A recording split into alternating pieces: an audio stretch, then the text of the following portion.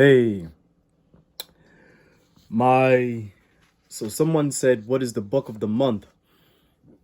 More so for me, what is the book of the last couple of weeks? Because I'm reading more than one, depending on how I'm feeling.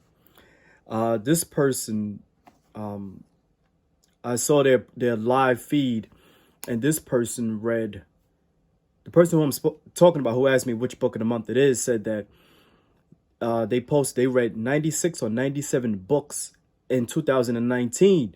And I said, oh shoot, let me talk to this person because I need to understand what's going on. And when you meet people and you kind of get a certain vibe from them, and then when you learn certain things about them, it makes you think, got it, okay, yeah, that makes sense. Now you could connect the dots. So this book here that I'm reading, one of the ones, is called Jordan Peterson, 12 Rules for Life, an antidote to chaos.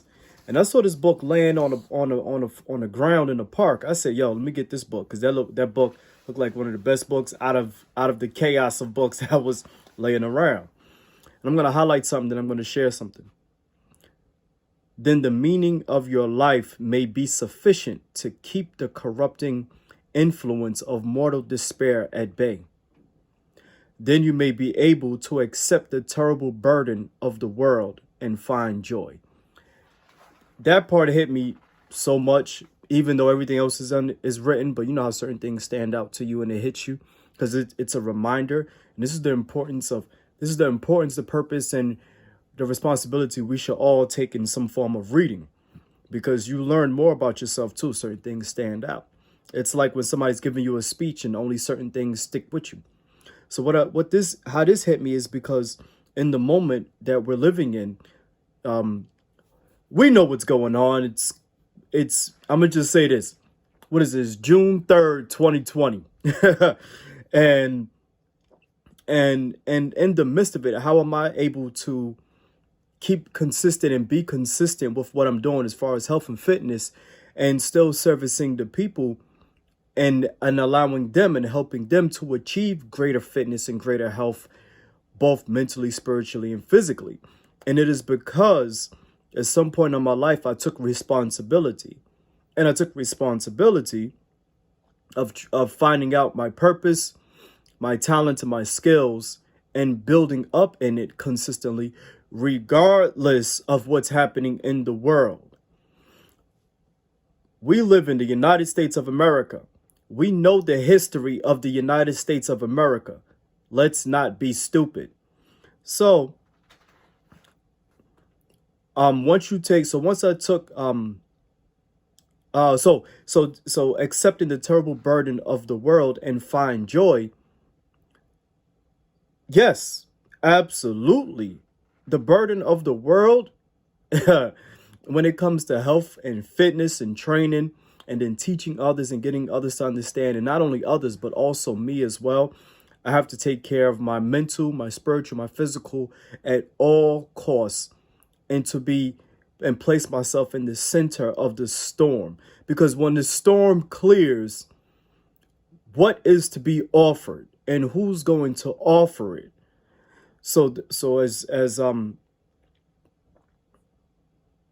going forward, that just hit me for a second, but real heavy as I said it out loud. So this book is the book of the month because it talks about the Bible, it talks about chaos, it talks about different things, and some things stick out to me. And having knowledge of other things as well too.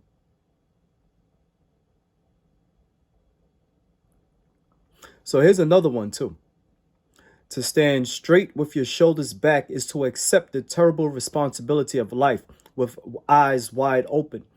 That right there, as a man, and we know when we break laws and we end up in certain circumstances and situations, that right there, take responsibility for the actions that you have done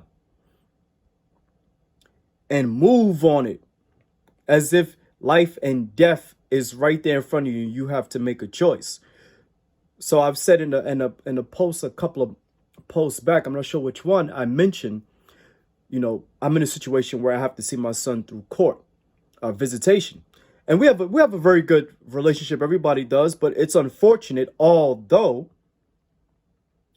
I'm not going to have my son reach the age of 10, 16, 21 and say, Dad, you didn't do nothing with your life. What you was doing over there crying?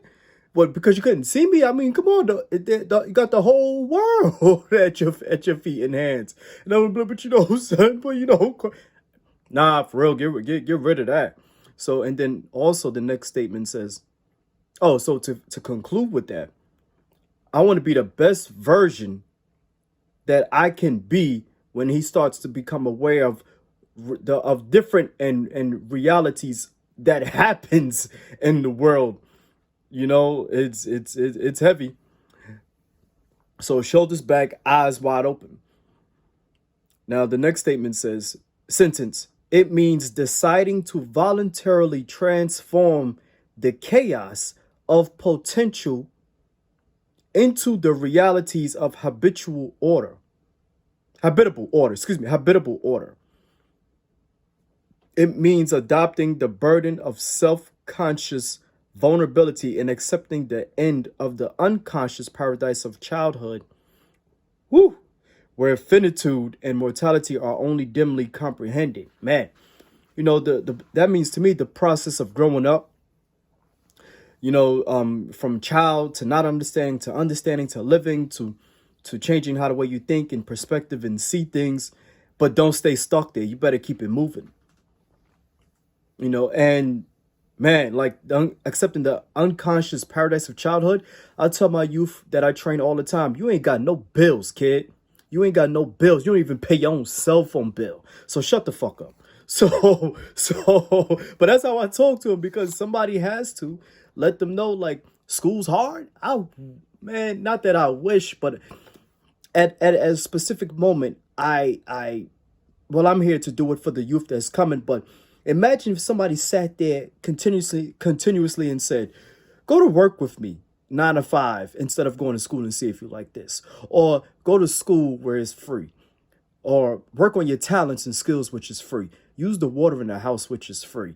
Use the bathroom, which is free. Sleep in your bed for free. Go in the kitchen, the living room, watch TV for free. In and out of the house for free. And then when you start having to have, responsibilities, you got to pay your cell phone bill, pay rent, pay mortgage, pay utilities. And then it's like, okay, got it. I salute to that.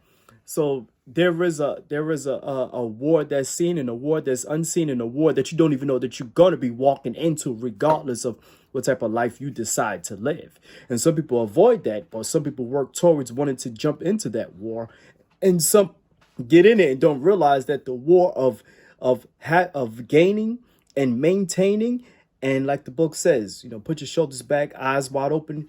Man, you better take full responsibility of the different consciousness that you've gone through, and just living up to it and turning chaos into something that's like habit of seeing the potential of just creating and making things better once you learn your purpose and responsibility in this life right now. Everyone can fight, go to World War II and then leave your country empty because somebody's going to raid it. You know what I mean? And everybody can't be deployed because then somebody won't be here to protect the base. So that's the book, 12 Rules for Life, an Antidote to Chaos. Peace.